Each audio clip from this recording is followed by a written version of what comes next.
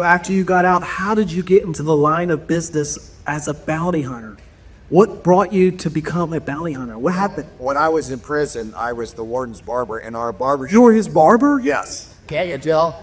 One day, Bigfoot came running out of solitary confinement, and I could hear the rifles cocking from the guard towers in the penitentiary. And they all, called us all by nicknames. So they said, "Freeze, Bigfoot." And I looked at my shoe shine guy named Ronnie, and I said, "Listen, they're going to kill him dead." And he's like, "Oh, well." And I said, "No way. I am not going to let him shoot my friend." We were known as salt and pepper in prison. And, I was the salt and he was the pepper.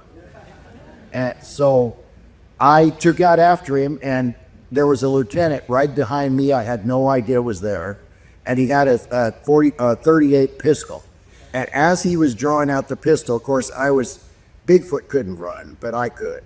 So he was just getting ready to shoot me in the head, and I, tackled Bigfoot kind of by his pants, and we both went down.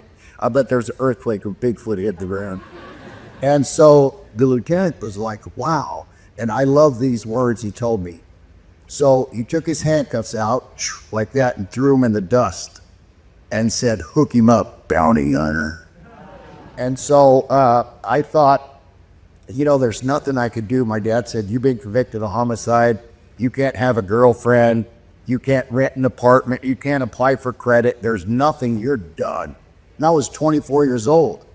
And so, he was right until the lieutenant called me that. So I went back into prison, and from being dog disciple, I then became Dog the Bounty Hunter.